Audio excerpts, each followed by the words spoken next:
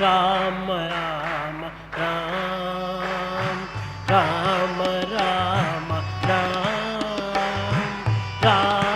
రామ రామ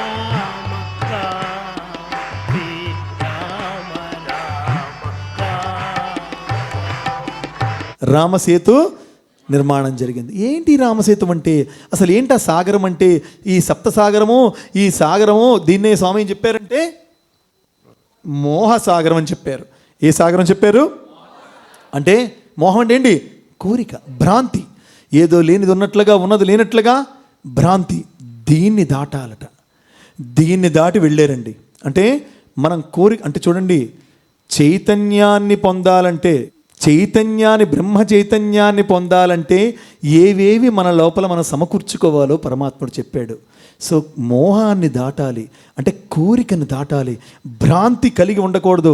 నాయన ఇది నిశ్చలమైనది, నిర్మలమైనది, ఇగో ఈ బ్యాంక్ బ్యాలెన్స్ చూడు, చూసావా ₹1,00,000 బంగారం అయిపోతుంది, ఇప్పుడు కొనుక్కోపోతే ఇంకెప్పుడు కొనుక్కుంటావు అని మోటివేట్ చేసేవాళ్ళు వేలాది మంది ఉంటారు. చూసావా ఈ రియల్ ఎస్టేట్లో నీ 15 లక్షలు అయిపోయిన సెంటు, అది ₹1,00,00,000 అయిపోయినప్పుడు నువ్వు ఎలా కొనుక్కుంటావు అని మోటివేట్ చేసి ఉంటారు. నాయన ప్రతి ఒక్కడు ఎంత ధరించినా అవన్నీ తీసే కాల్ చేస్తారు.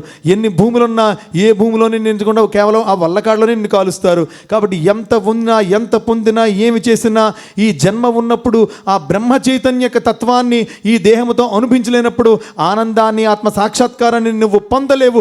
మరలా మరలా మరల నువ్వు పుడుతూ ఉండాలి, చేస్తూ ఉండాలి. దీంట్లో మాత్రం పడిపోకరని ఆయన చెప్పడానికి మాత్రమే రామాయణం వేలాది సంవత్సరాలుగా నిలిచి ఉందని అంశాన్ని గట్టిగా మనందరం కూడా స్వామి దగ్గర వినమించాలి. అటువంటి అద్భుతమైన తరుణంలో వెళ్ళిరండి. ఆ వారం దాటారు, సముద్రం దాటారు, వెళ్ళారు. అక్కడ ఒక 3 బ్రదర్స్ ఉన్నారు. ఎంతమంది ఉన్నారండి అక్కడ బ్రదర్స్? ఎవరండి? రావణాసురుడు. చెప్పండి, మీకు తెలియదేమండి? రావణాసురుడు, కుంభకర్ణుడు, విభీషణుడు. స్వామి వీరిని 3 గుణాలుగా, త్రిగుణాలుగా చెప్పారు. ఏం చెప్పారండి? ఇప్పుడు మనం ఏం చేశారండి? మొదటి నుంచి చెప్పుకుందాం. మొదట ఏమైంది? జడము నుంచి బ్రహ్మ చైతన్యం విడిపోయింది. ఆకర్షణలో అంటే ప్రపంచం అనేటువంటి యొక్క ఆకర్షణలో పడిపోయి విడిపోయింది. లోపల ఎవరున్నారు? మనస్సుంది. ఆ మనస్సుతో కలిసిన జీవుడు వెతకసాగాడు. దేనికోసం? బ్రహ్మ చైతన్యం కోసం. ఎవరు తగిలేరు మధ్యలో? ధైర్యం. ధైర్యం కూడా తెచ్చుకొని ఎవరి దగ్గరికి వచ్చారు? వివేకం. వివేకం దగ్గరికి వచ్చి ఎవరిని చంపారు? దుఃఖం. దుఃఖం వాళ్ళు ఎవరండి? దుఃఖాన్ని చంపిన తర్వాత ఏ సాగరం దాటారు? మోహసాగరం, భ్రాంతిని దాటారు. అటుపక్కెళ్ళారు. ఎవరున్నారు అక్కడ? 3 బ్రదర్స్ ఉన్నారు, 3 అందములు ఉన్నారు. ఎవరు వాళ్ళు? త్రిగుణాలు ఎవరు? సత్వ, రజో, తమో. చెప్పాలి. సత్వ, రజో, తమో, 3 గుణములు. రజోగుణం ఎవరు? రావణాసురుడు. చెప్పాలి. రజోగుణం ఎవరు? కుంభకర్ణుడు. తామసుడు. 6 నెలలు పడుకోవడం, 6 నెలలు తినడం, తామస గుణం. కుంభకర్ణుడు. 3 ఎవడు? సత్వగుణం. ఎవడు? విభీషణుడు.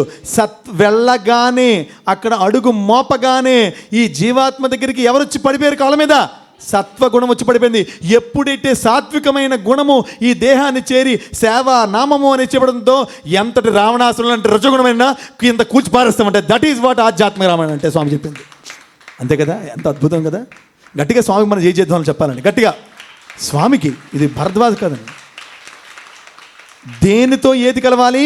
సత్వగుణము జీవునితో కలవాలి. ఎవరి సమేతంగా కలవాలి? రాముడి పక్కన ఎవరున్నారు అప్పుడు? మనస్సున్నాడు. జీవాత్ముడితో పాటు మనస్సుంది. మనసుతో పాటు ధైర్యం ఉంది.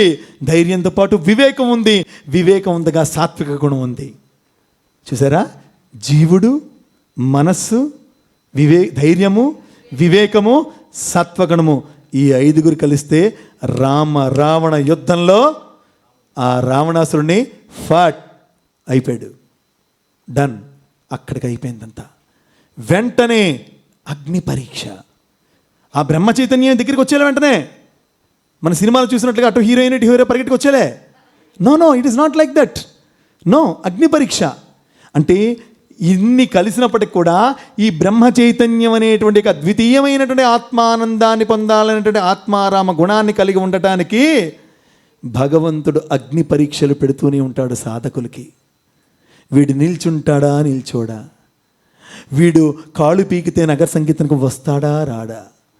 రాత్రి లేటుగా పడుకుంటే ఓంకారం ఉదయాన్నే లేచి చేస్తాడా, చెయ్యడా? మధ్యాహ్నం నరసనపేట వెళ్ళాడు కదా అని కాళ్ళు జాచుకుని ఇంట్లో పడుకుంటాడా, రామాయణం వినడానికి వస్తాడా, రాడా? ప్రతీది కూడా ఆ అగ్ని పరీక్షలో భాగమే. ప్రతీది ఆ అగ్ని పరీక్షలో భాగమే.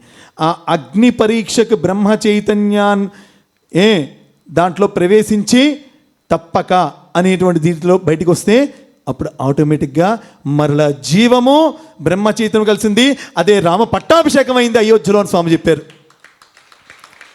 స్వామికి, పరమాత్ముడికి ఎప్పుడైతే బ్రహ్మ చైతన్యము జీవముతో కలిసిందో అదే అయోధ్యలో రామ పట్టాభిషేకం. Lord.